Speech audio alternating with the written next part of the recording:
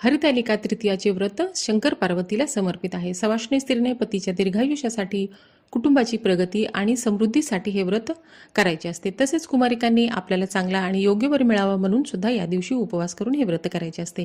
तर हे व्रत कसे करायचे याची पूजेची मांडणी, संपूर्ण नियम, संपूर्ण माहितीचा व्हिडिओ माझ्या चॅनलवरती आहे। हरतालिका आरतीचा व्हिडिओ सुद्धा माझ्या चॅनलवरती आहे आणि ही पिंड जीप तुम्हाला दाखवली याचा विस्तृत व्हिडिओ सुद्धा माझ्या चॅनलवरती आहे।